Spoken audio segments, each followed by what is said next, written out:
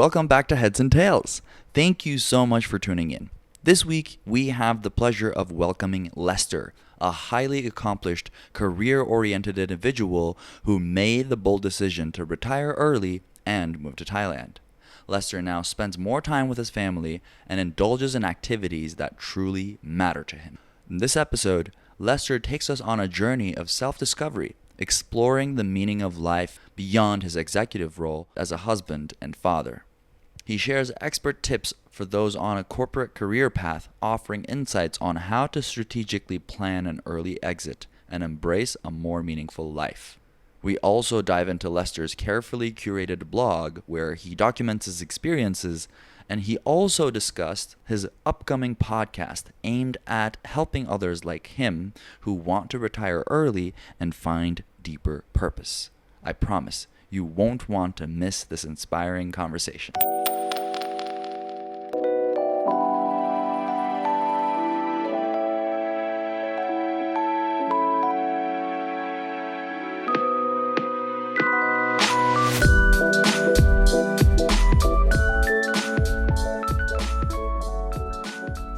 Rolling. Awesome. Oh, beautiful. Latte.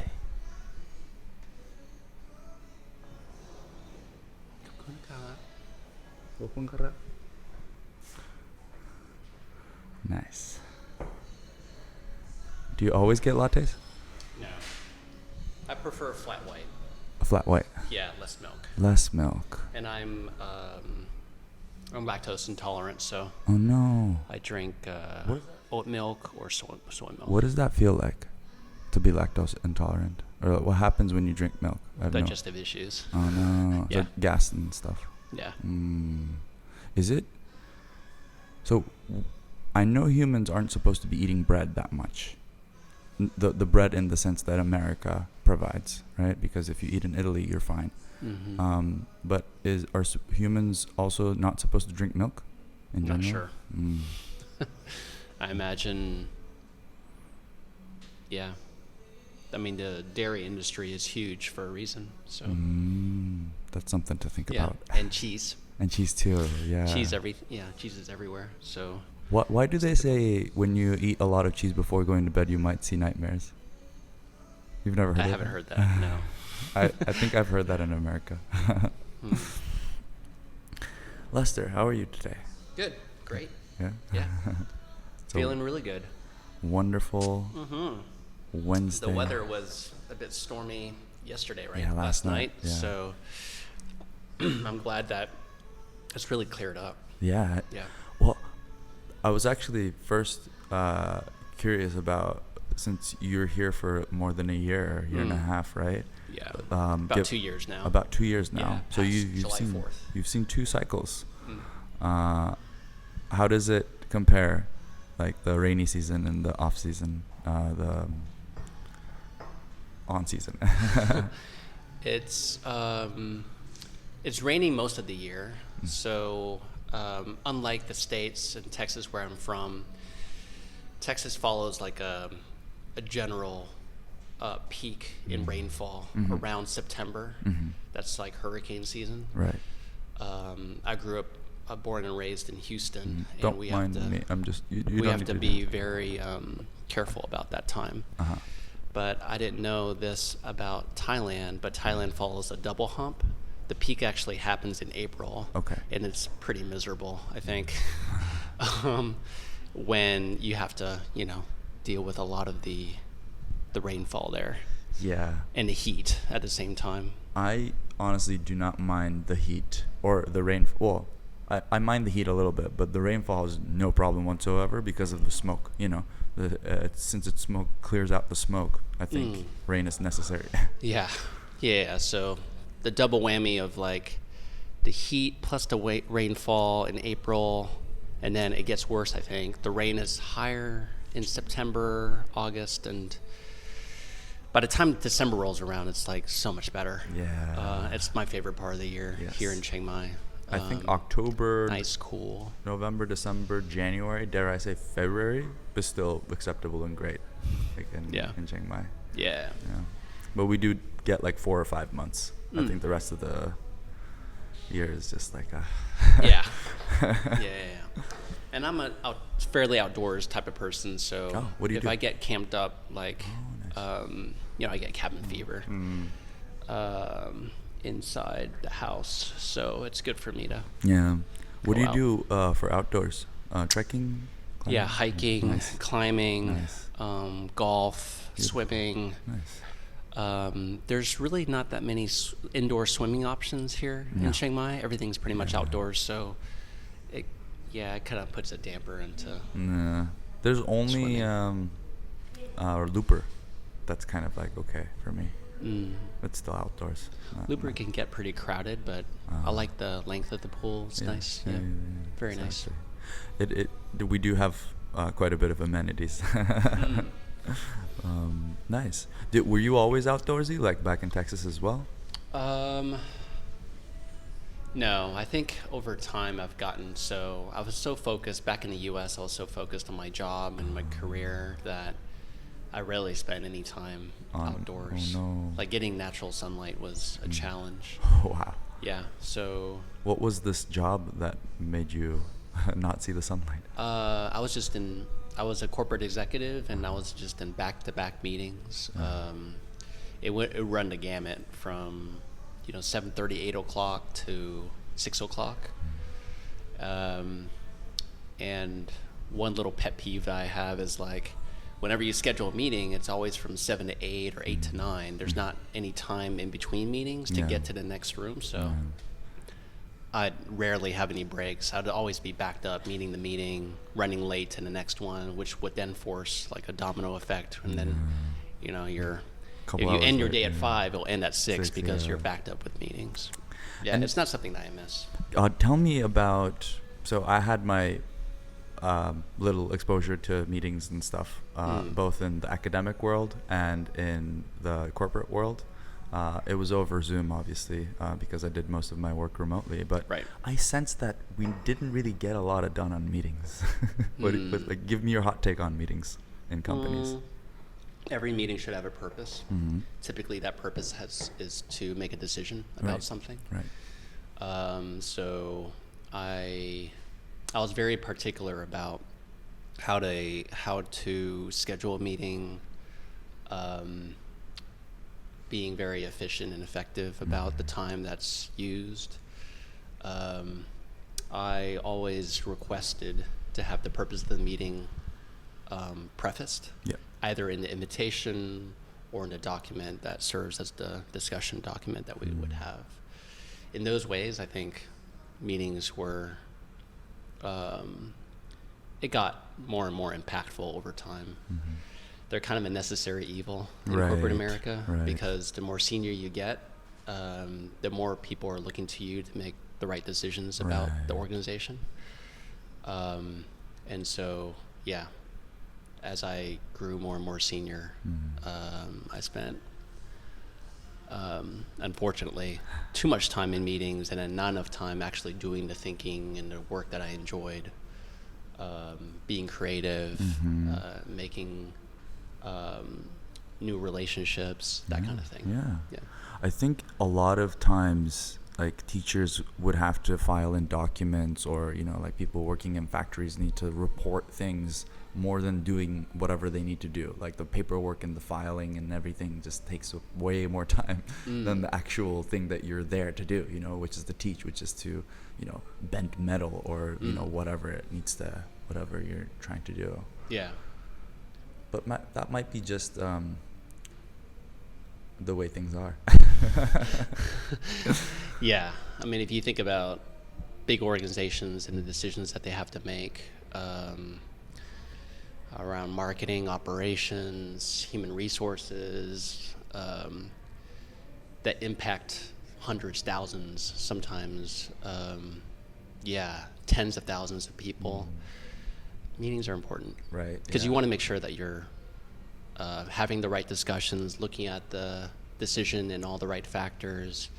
And I know of no better way than to get in a room, have all the facts in front of you, get everyone to contribute their input, and then have the decision maker weigh in. Yeah, Yeah. it's a necessary evil. That's a really good way to put it. Yeah. Yeah. For sure. And two books that I found very helpful on the topic. One is Principles by Ray Dalio. Oh, yeah. I think he goes into pretty good detail about the culture of meetings and how to make meetings more effective. And then Peter Drucker's Effective Executive. Yeah, I think he has a whole chapter dedicated to meetings. Nice. I found those two to be very helpful about, like, if you are looking to get time with someone to get them to weigh in on something, like how to set the agenda for that meeting, how to invite that person to a meeting, all that stuff. The nuts and bolts, I think, is extremely It is extremely important because you don't want to waste anyone's time. You don't want to waste your time, first and foremost. And if you get smart about your time, I think you're more aware of other people's time as well. But it first comes from not wasting your own time. Yeah, agreed. Would you recommend people going down that path of, corporate America, just, don't see the sunlight and like get to the finish line as fast as possible, like get to the retirement line as fast as possible? Would you recommend that to people? No. I wouldn't. I think ideally you want to do something that you're at least interested in, and of course is well paid for because it's well demanded or well in demand. If you have those two, you can kind of not go wrong. I was fortunate enough to do something that I found at least interesting. I wouldn't say it was a passion of mine, but I was at least interested in it. And then, kind of like serving your time, so to speak, committing to a company, getting more and more senior. I think that was something that I do recommend, as opposed to like career hopping or jumping or switching careers every 3-5 years. But to answer your question, I think to just place everything on money without considering the quality of life is, I think, not a full complete picture that I would give, and certainly not the advice I would give to someone just starting out. Sure. So it's like the balance has to be like somewhat on some level as you go in life. Yeah. Can't be too askew. And a balance is, if it isn't struck early on, it's going to rear its head, in terms of engagement, motivation. It's going to be very, very difficult for someone, working a high-paid but awful, miserable job to wake up in the morning and have to do that thing, day in and day out. A brief story: I considered investment banking right out of college, and then kind of a little bit during my MBA, and pretty much everyone I talked to said that it was a miserable existence. Like, you're putting in a ton of hours, you're doing something that you're likely not passionate about. I mean, who's passionate about private placements or issuing bonds or something like that? Would you like to be a drug addict or an alcoholic? Great. Here's a career opportunity for you. So that was, for me, a really good example of what not to do. Like, if you see that something is very high paid, but the more you learn about it and the more people you talk about it, they don't really find much passion around it, I avoided that. Yeah, smart. Yeah, I do have a few friends who are in the investment banking area, and I think the faster they get rid of, I think it's this really weird game that gets you. It's not for the sake of freedom. Once you start making money, it's more for the sake of money. It turns into it, because when you're dealing with 7-8 figures, then it turns into a game. Like, it's so easy for it to turn into a game if you don't have a steady family, or if you don't have something that you care about more than money. And there's so much you can buy in America. There's so many different avenues that the money can take you. You can go down the art route. You can go down like the debauchery route. You can go down a very like there's so many beautiful routes that you can go towards with your money that makes it really difficult to stop playing the game, you know, or like kind of lose perspective of the balance aspect of playing the game. Agreed. Yeah. Yeah. How was it? When did you decide it was like, okay, like I'm kind of done and I want to do like travel and see the world and maybe take a break? It was actually before the pandemic. Oh, was that?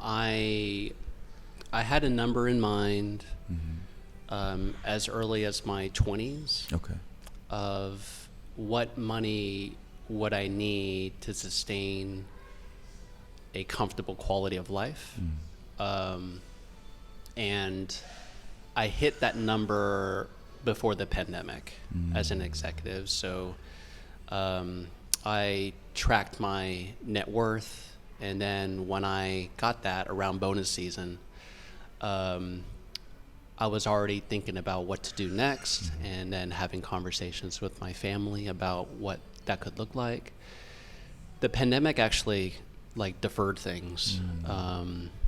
Once that happened, it was very clear, like the life of retiring early and traveling and seeing the world was going to be put on hold. So, yeah, I mean, it wasn't the worst thing. I focused on my family, focused on the job, and but still had that dream in mind. It just happened to be deferred for 2 more years, and then once things started to reopen, that's when it was clear. Like, I remember at the time, Thailand was going through the sandbox thing, and then the ASQs, where you have to, quarantine and get tested. But as early as January 22 is when I started to kind of travel and check out whether Chiang Mai might be a good place to, plant some roots. And then lo and behold, that's where we ended up choosing. Nice. Yeah. And 2 years going strong. Yeah. Yes, that's right. But it's so easy. I mean, I have 7-8 months past here, like, for me, like I arrived like in the end of November. Yeah. And time just flies over here.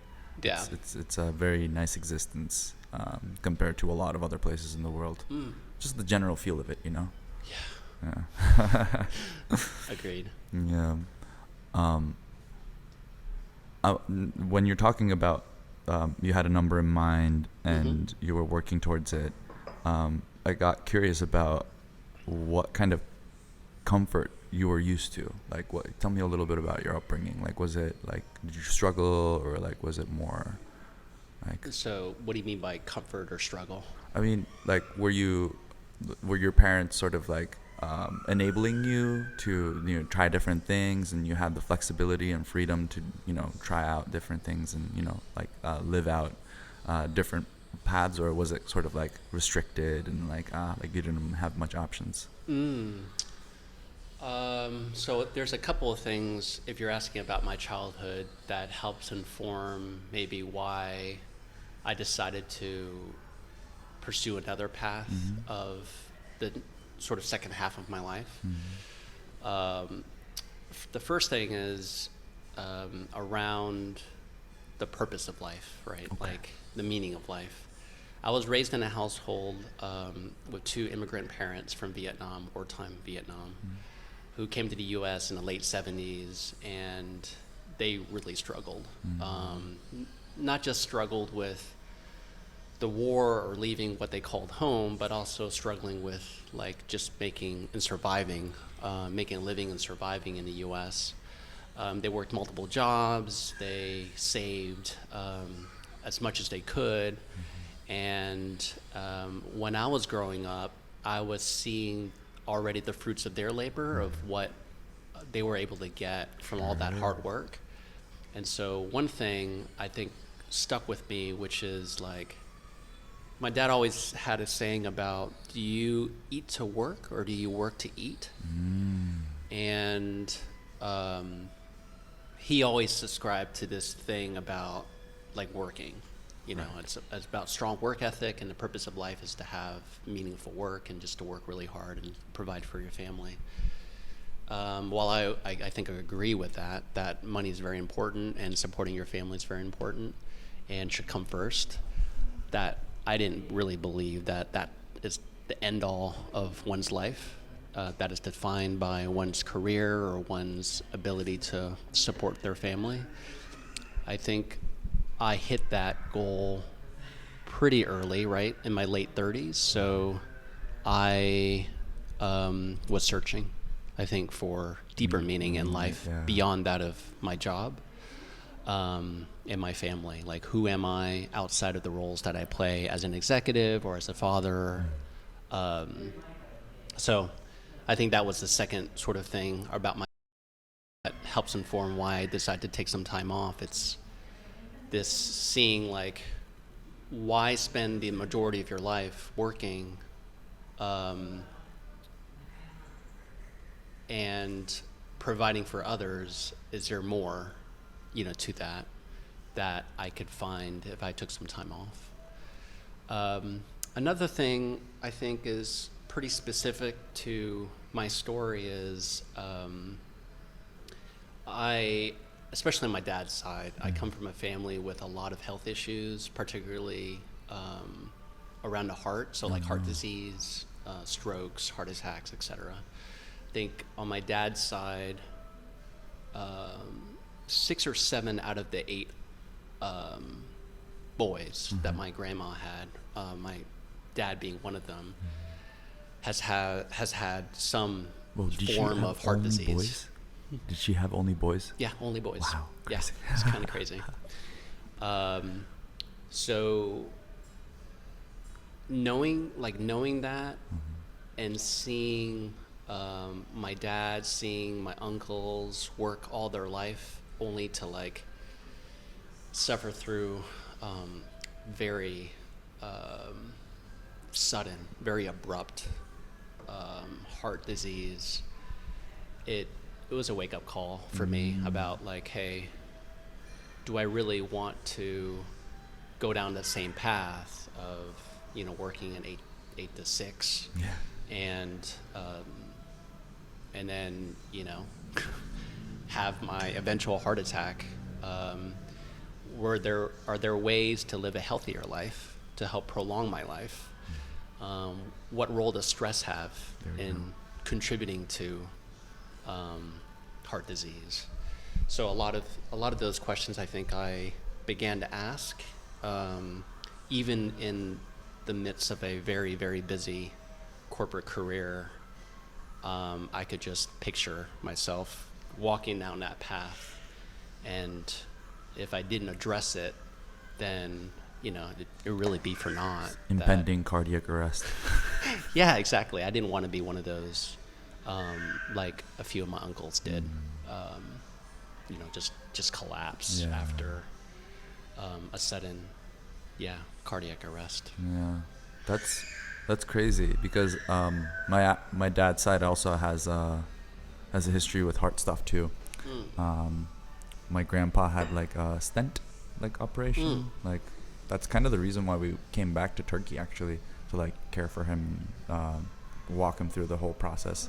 Yeah. We got him like a really, really good doctor in Turkey, and he lived like 20 years after that, like quite nice. After the stent. Yeah. Whoa. Yeah. It was great.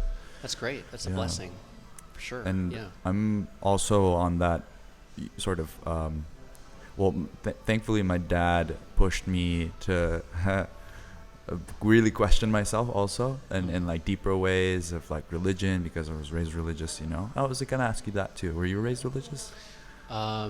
Not particularly. My mom is Christian. My dad is Buddhist. I went to church growing up with my mom's side of the family. I was familiar with both religions, but I wouldn't call myself like religious or spiritual as a child. Yeah. I was a little bit more devout.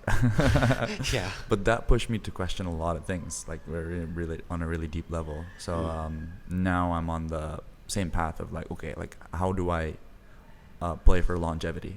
Yeah.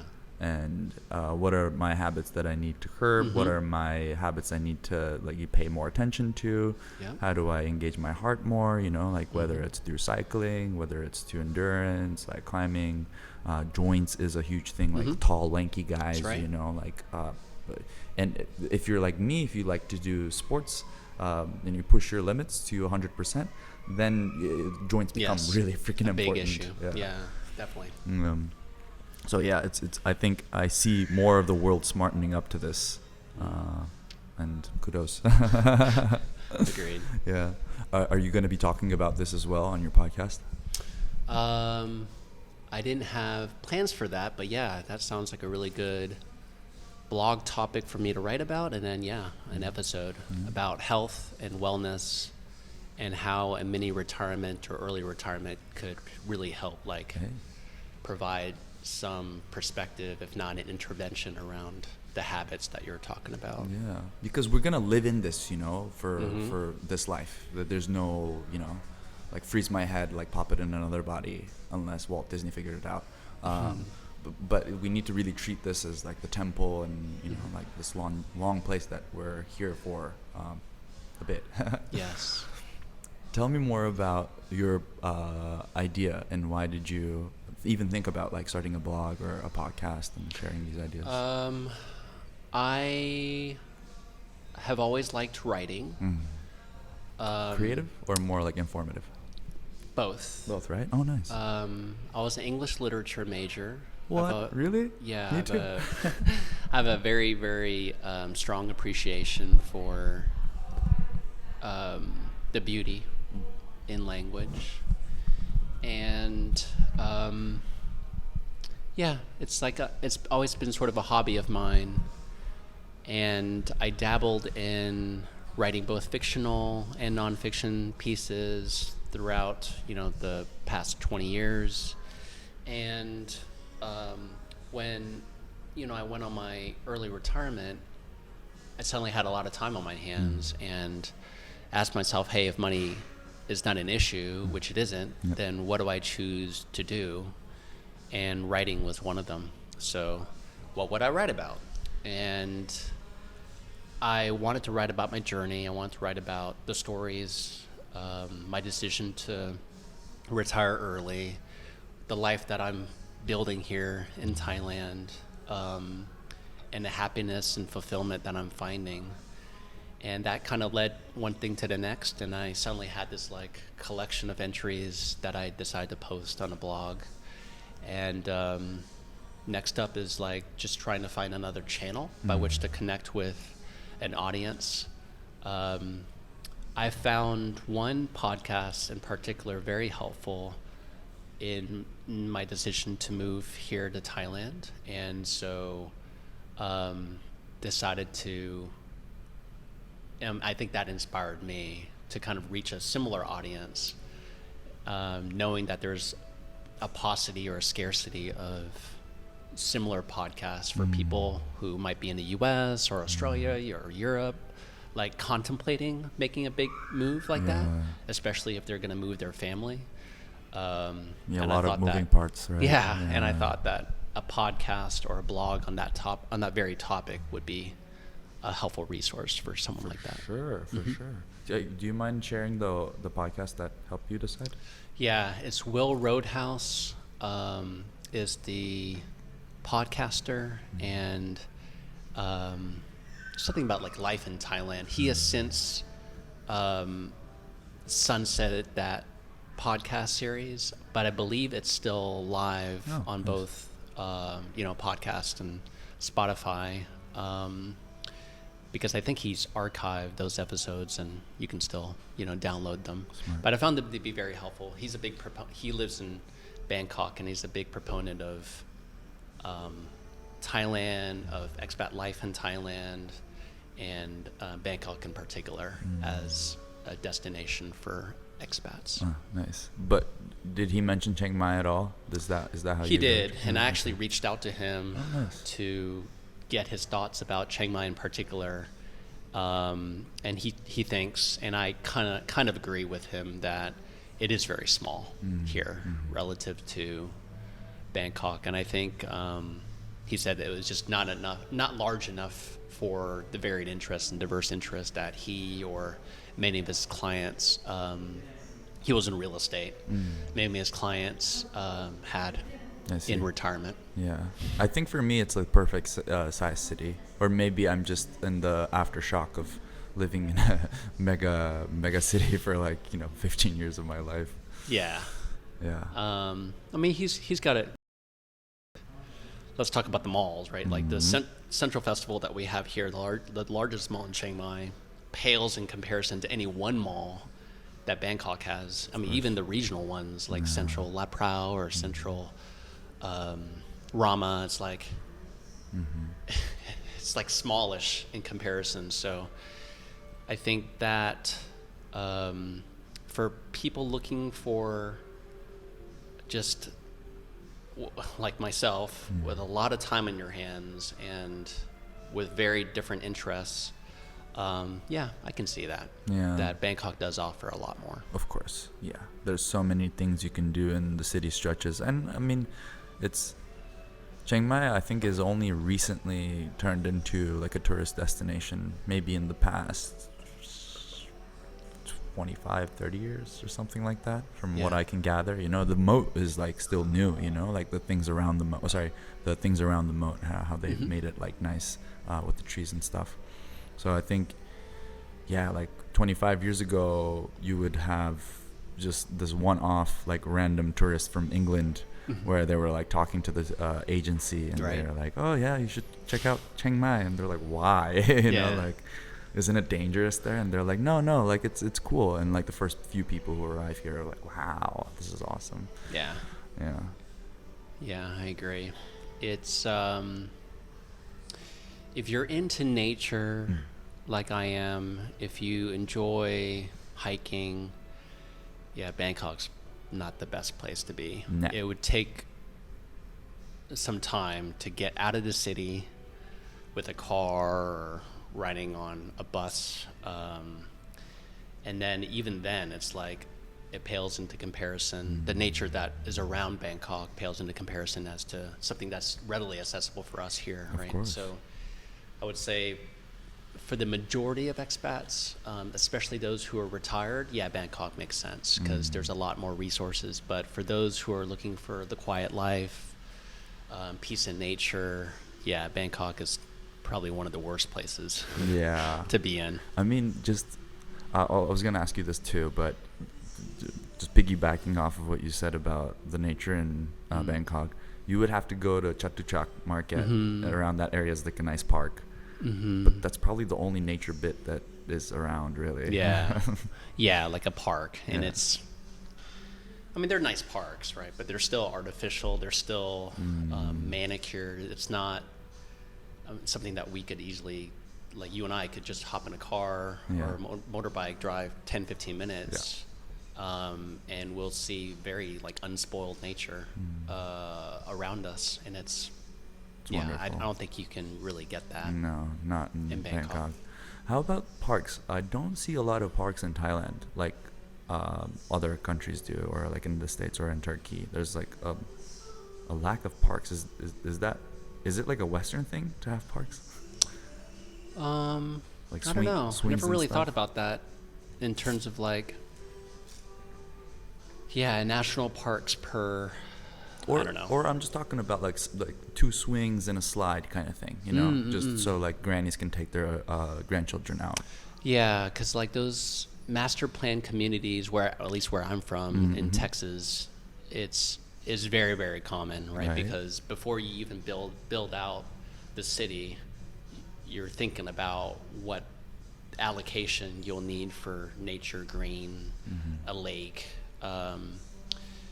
So I imagine a lot of it is a function of just planning, city planning. Okay. And that, I mean, Chiang Mai is old. It's like super, super old. So to have parts of the old town, old city, plus around those parts, to have dedicated parks, I mean, that is a blessing, because I imagine parks was not a priority when they were thinking of building out this city. Yeah, that's why it's on the corners.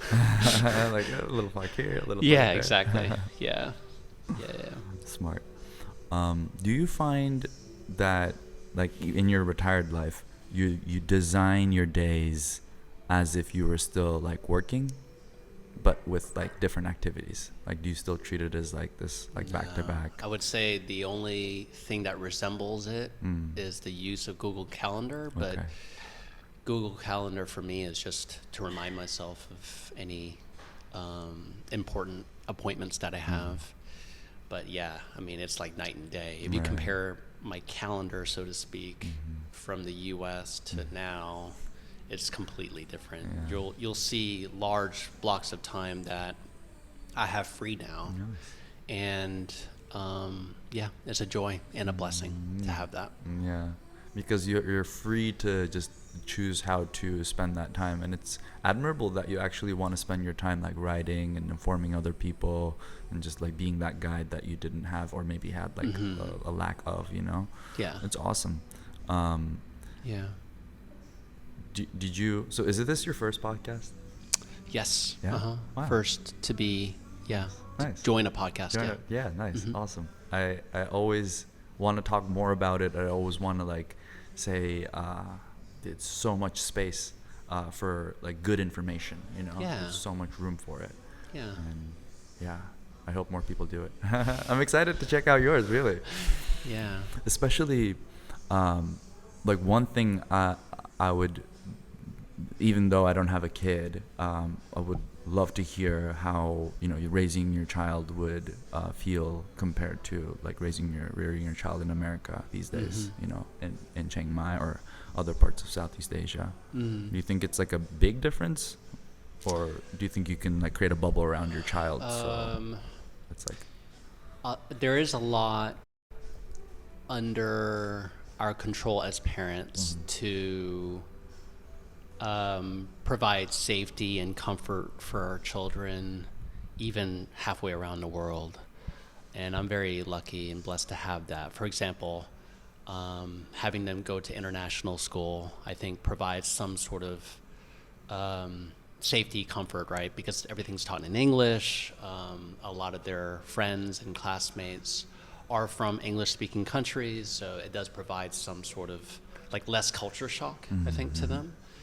But then if you compare that to like things that are very, very different from the U.S., let's take motorbikes, right? Here and scooters, like the ubiquity of it all. Yeah. Because I mean, it's very scarce, especially in Texas, to see anyone ride a motorbike or a scooter. It's like a one-off Harley Davidson or something. Yeah, and I think there's a lot of things that come up as a parent, right? I mean, you're thinking about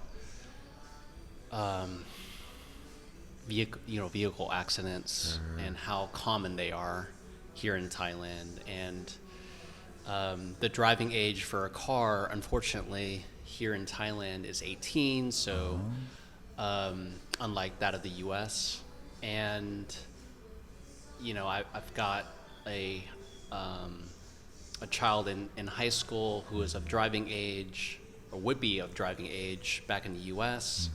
But has to wait until he's 18 here, and we really thought about whether he should get licensed for motorbikes, but that's a very big difference. Like, we wouldn't have needed to think about that in the U.S. and worried about, like, is he going to get into an accident? Like, should we put him at risk there or here versus there? It's just the issues are a little different here, right? But I think, okay, I want to hear your thoughts about traffic here as well. I sense that traffic in Thailand is very intuitive, and there's a lot of people looking out for each other. Like, the traffic is designed, or not designed, the mentality of people in traffic is like they're looking at you as well.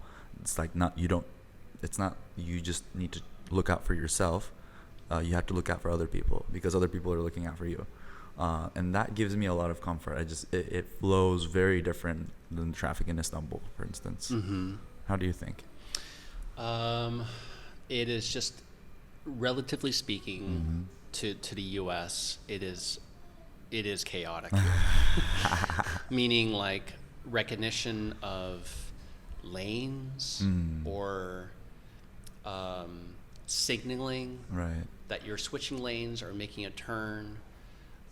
It's just far less common here in Thailand than in the U.S. The enforceability of that, like of speeding in, like, say, a school zone, you just don't do that in the U.S. because you'll get a ticket. Like, you're bound to get a ticket. But over here, I mean, you're not gonna, like, the most common like enforcement of traffic is what I see on the roads, at least, is really just giving, folks tickets for not wearing a helmet. Right. But outside of that, like, there's very, very few enforcement, which is why, so many people just drive in the middle of two lanes, or like don't signal when they turn, and that all causes accidents, right? I've been on both ends of seeing the accidents, but then also being on a motorbike and almost getting into accidents. And I can see that. It is very chaotic, relatively speaking. I guess it's super relative, because once you have that high sort of everyone's like obeying the rules of traffic, then you minimize the risk of anything. Yes, anything going south. People suddenly start following the rules when they think that people are watching, right? Yeah. When Big Brother's watching, either through cameras or through a police car driving by. Yeah. Fascinating comparison. I don't know though. I feel like even with the accidents, it just like one way another American guest described Chiang Mai or Thailand in general is that a lot of autonomy is given to people. So you're responsible for your visa, you're responsible for your stay, your taxes, your everything, your traffic. There's all responsibilities on you. You get to figure it out. There's not a lot of rules, there are some rules that you need to abide by, but the rest is like autonomous and intuitive, and it's not for everybody, for sure. But I think everybody, if they're super used to a Western context, I think everybody should at least experience this way of living for a short time in their life. I think it might be a good way to widen or expand their horizons a bit. Agreed. Yeah, and I think for my kids, they definitely have had that type of exposure of a country that is, like you said, more freedom, right, and more independence and autonomy, and the pros and cons of that. Yeah, freedom. I don't know. It's so crazy because America, for me as a kid, was this sort of Neverland. Do you know Patrick Bet-David? No. He's podcast guy, sales guy turned into entertainment, but he's a family person, and like he sends his kids off to all sorts of sports and training, and he has like all these like famous people on the internet / media on his podcast. It's quite cool. And he was reacting to this video of, maybe you've seen this, it's like a video of like they're asking kids in America what they want, and kids mostly say like money, or like $1,000 million or like a car or whatever, and they're asking kids in the Middle East or like less privileged places, and they're like, I want to see my dad, like I want some bread, like I want to see my mom. And like what his reaction to that was, okay, I was both kids. Like it's crazy when you're in these third world countries, so to say, that you can't even imagine desiring money or desiring a car or desiring a life like beyond that. You're limited to just survival. And it's that's why a lot of people went to America. I think it was this sort of Neverland, this place where you can actually imagine more stuff, because back home there's nothing. I don't know, but these days I think that Neverland is kind of turned into a dystopia almost. I don't know what's happening. In what way do you mean dystopia? I think it's less about like imagining a future or freedom or something, or like making it, It's more about keeping this thing going, whatever that is, and you buy into the system of freedom, or a visa, or America, green card, whatever, but then you're kind of roped into it, and like you can't forfeit. Like you're in it, like now you're in the wheel, like now you have to like keep running because it's this concept that we've created. It's this constitution, and it needs people to sort of continue its existence, right? So I don't know. And I was a kid in America, so I didn't feel much of that. But now thinking in hindsight, I think the landscape is shifting like quite fast in that way. I don't know if that makes sense. Yeah. I did feel, being in the U.S., that there was a system or a machine, and I was a part of it, and it was driven by money. It was driven by greed. It was driven by capitalism, and there didn't seem to be an end to it. Like you can always have more. Yeah. So I can see what you're saying about, it's a breeding ground for some sort of dystopia, away from traditional values of family or of being a good person versus being a wealthy person, right? But I can say that the ultimate freedom of choosing to be in that machine or choosing to be out of it, I'm very fortunate to have that. And would it have happened any other way if I grew up in Vietnam, outside of the war, or in Australia, had my parents moved there, like half of my dad's family did go to Australia? I don't know. Who knows? But I can say that I am very thankful and very blessed with the decision of not wanting to be in that system anymore, and then choosing to be out of it, and now living what I think, is a life that's more free of that, or free from the pressures of that, the expectations of that. Now here in Thailand. Yeah. Nice. And is there a certain framework or certain sort of mental state that allowed you to even perceive that you could have freedom from it, Yeah, that's a good question. I think life-changing experience I'm very fortunate to have was sophomore year of college. That's when 9/11 happened. I was fairly disenchanted from that event, and then I decided to take some time off. I was getting some pressure from my parents of like, hey, you can't just take some time off from college and like just hang out and around the house, right? You got to do something. So I decided to just look up places to volunteer, and I decided that, hey, teaching English in Thailand sounds like very, very cool, very fun, very enriching. At the very least, I can see a different part of the world and then help others that are, just less fortunate. And I did, and I taught English for about 4 to 5 months before going back to university. And during that time period, I think what I really got was there was a way of life outside of the American life that I was used to. Because up until then, I didn't spend any time really outside of the U.S., let alone living like a local would in a different country. And I thought that was very liberating to at least see and experience, hey, like working for a paycheck, working to get, I don't know, a brand new Tesla. There's more to life than that.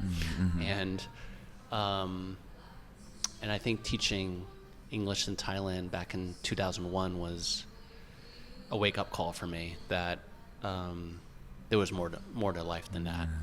That was like the seed, right? Nice. And then that helped inform my plan, right? Of eventually, hey, if and when I ever get to that number, and get to retire early, I'd like to redesign my life to be more in accordance with the happiness and peace and fulfillment that I saw in that brief amount of time teaching English in Thailand than 20 plus years working in the US. That's always stuck with me about that vision that I had for my life. If you had to do it again, would you do it differently, like reaching that number? Or would you take the same route you did? No, I think I would have took the same route. Yeah. There were a lot of paths that I think I could have taken and still gotten the number, but I'm very, I think, fortunate to have chosen a path that got me to the number as quickly as it did, plus, like engaged me in a way that was, like I mentioned earlier, very interesting. Like I found my work very interesting, and I got to meet some very amazing people, many of whom I still call my friends, and so, yeah, I would do it all over again. Perfect. Yeah, that's what I hear from a lot of people, like do the MBA for the people, for the connections, for the folk that will support your endeavors in the future, and you can find people that are, like pushing the boundaries of their limits and trying to make a dent in the universe in like a positive way. So you have access to these people. That's what my friend was saying, because I was entertaining the idea of doing a master's degree in business as well, and they were like, do you have like good money to like buy a good circle, or you have like not so much money to do like the theory, which you can find anywhere else? Like it's less about the theory, more about the connections. Right. Agreed. And just in corporate life as well, it's about your connections. Yeah. It's less about how you can do things. It's like, do you know the person who will do it best? Is always the default that I've heard. Yeah. People, man. It's all about the people. Yeah. And within the let's get specific with this number. I'm not going to ask you what it is. I'm just going to maybe look for some advice, for some people who are just starting off. Should they have a number? What should it be? What are some nice avenues that you see, after having done corporate America? Maybe like you've also keeping your, ear close to the streets. Maybe you have some different ways people commonly, like work out their number. Is there anything? Yeah. So there's a lot here on this topic.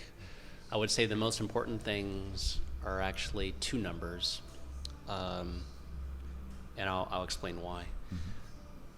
And these are the two numbers that you need to get to that number. Sure. So the dollar amount to sustain to provide you financial independence and sustain a retired early lifestyle in perpetuity rests on basically a fraction, a numerator and a denominator. The numerator is basically your cost of living. Your burn rate.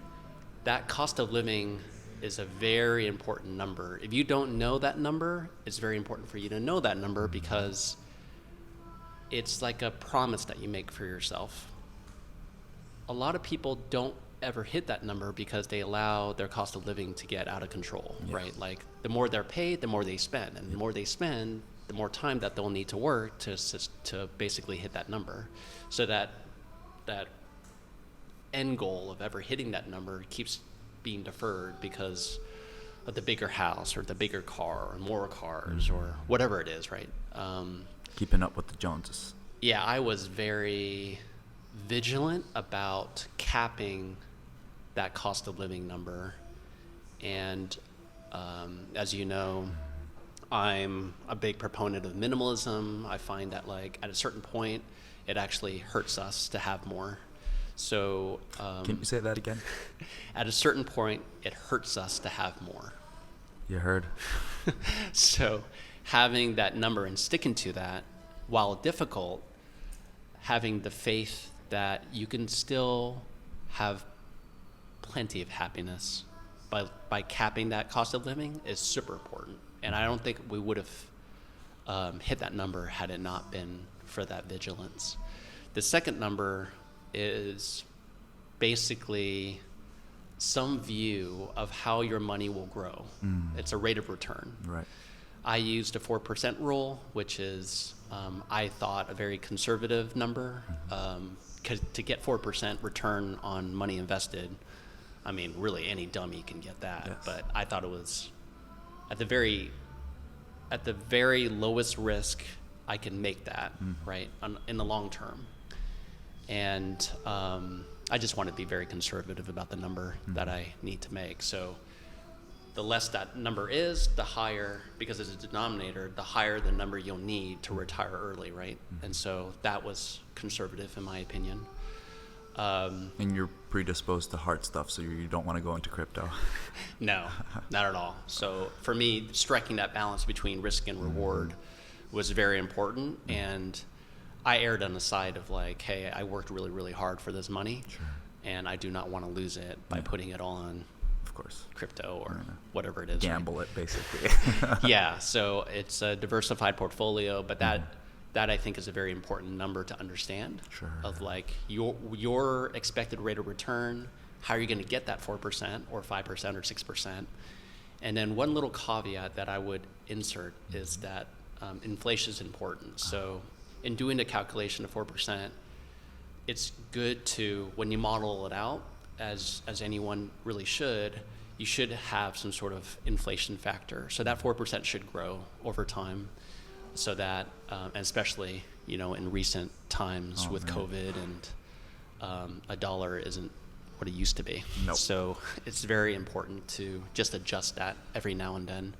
For me, it's like about 5 years. Every 5 years, I will adjust the number just to make sure we're on track, but we're good. Yeah, nice. This is extremely important. Everything that you mentioned, even if you're not working towards a number, I think these are sort of solid city rules, for life. If you're existing in a city, if you're not, monking it out in the mountains and your burn rate 0 and you really don't care about any of this, fine, you don't need to be listening to this. But, if you're listening to this, chances are you need to hear this, and it's important stuff. I think one thing I would add to that is to surround yourself with people who also share the same goal and would be understanding of, these caps. Like, they would understand the long-term benefits of minimalism. There's quite a bit of confusion, with young people these days about, what's valuable and what's not. And to find someone who values the same things you do is, like, to surround yourself with people like this is, I think, also very important. Because you could be having all these, like, amazing rules for yourself and, like, following them, but then if there's, like, a lot of influence just, pulling you this way and that way and this way, it's hard to keep track. Agreed. Yeah. Great. And do you socialize in Chiang Mai in different groups? Yes. Probably early on for sure. And that has kind of shifted now that I'm spending a lot more time in Bangkok. But when I was, socializing and making friends, I found a few groups to be super, super helpful in Chiang Mai. And I think that's just a really good approach to it all, of like making friends through shared activities, because it has both the double benefit of, yes, you're making friends, but also you're doing things that you find interesting or find that you're passionate about. So an example of that would be, like, for example, writing. Like, I was interested in writing, and there's a writing group here. There's a writing group. Nice. There's a writing group here in Chiang Mai. Or yoga. If you're interested in yoga, there's plenty of yoga studios, right? And then you can make friends that way. Hiking. That's one of the largest groups I've seen, if not the largest group that I've seen on Facebook groups, is the hiking group. And I've made a lot of friends that way, of just because, what else do you do when you're hiking a very long trail for a couple of hours? You talk and you converse and you get to really know people. So it's been, a blessing to meet so many different people from all different facets and walks of life, and many of whom I call my friends here. Nice. In Chiang Mai. Yeah, in 2 years. I think since there's like a filter of how I see it when you go to, primary school, kindergarten, there's no filter. It's just like the same zone, there's nothing like binding you together in terms of like a life choice or like your memory level or like your interests or whatever. But as you like progress in school, the filter kind of gets like, okay, you're in literature major because you're interested in that, you like to read, you like history, you like psychology, you like sociology. So it like the people that you'll meet in college that's what they say, oh, wait for college, when you're in high school. It's like, yeah, it's gonna get better, like, yeah, because the shared commonalities between people, I think, is more. And I think over here there's quite a bit of people who value a lot of things that we just talked about, and it's easy to connect with people because they're so open. Yeah. Is it the same in Bangkok, you think, the way? Yes. I mean, I think it's a lot easier in Bangkok. I know Okay. some people would disagree with me there, but I think in terms of like just use meetups as an example. Meetups is just not a platform that Chiang Mai uses, but in Bangkok it's super, super popular. Sure. I was a big meetup fan in Dallas when I was living there. And so found it to be extremely helpful here in Bangkok for meeting a host of different people, not just tourists or people passing through, but expats and locals alike. Like it's such a easy way, I think, a very convenient way to just show up and then do something that is a shared activity and then get to meet friends that way. Yeah. It's always nice to have like different ways to connect with people, and I totally agree. When you're hiking together, it's a better bonding experience rather than drinking or just like having some coffee. Yeah, agreed. And I know I don't work here in Chiang Mai or in Bangkok, but I do know that that's usually a source where people can make friends, right? You make friends out of your colleagues, but without that, I felt like, I did need to make a conscious effort to meet people and make friends. So I found it super, super helpful to have Meetup or Facebook groups as the means to do that. Yeah. For anyone who's looking to make some friends, the groups are where it's at. Agreed. Yeah. Well, this has been a thrill for me. Yeah. Thank you for having me on the show. Of course. It's been, also a thrill for me to share my story, share my experience, and hopefully your listeners can get some valuable advice from it. Oh, I know for sure, because just a week ago, someone posted a long comment, actually, the first long comment about, I was also thinking about doing a different move, and America's not what it used to be, and this is making me think about different possibilities and stuff. So I really appreciate you posting these stories with people who are, from the States, or because I love to document the culture here. So there's quite a few Thai people that I tried to interview deliberately, because I'm genuinely interested in how they live out their lives, because it creates this aura, this energy that we're so sucked into it, but also I want to have a spotlight on people who chose this place, because I think they're as equally important. They make the vibe, because people choosing and coming here and sort of respecting the culture and helping them sustain and maybe leaving it a little better than they found it, I find it very, very important to talk to people from outside as well. So thank you for joining. Yeah, you're very welcome. Anytime. Yeah. Is there any parting ideas or thoughts you would like to add? Yeah, I would just say that if you're interested in learning more about mini retirements, early retirements, investing, also life in Thailand, work around, we didn't spend too much time on this episode talking about it, but self-discovery, that's a what whole you can episode in do to itself. like improve yourself, or that whole scope of like, hey, what if you didn't have to work? What would you spend your time doing? Right. Check out my blog. It's lestert.blog, so super easy to remember. And the podcast is forthcoming and should also deal with these topics or cover these topics in more detail. We're so excited for it. Thank you so much again, Lester. It was a wonderful Wednesday morning for me. Awesome. Thanks for having me. Thanks for listening, everybody. This was another episode, and we'll see you on the next one. Bye-bye. Bye.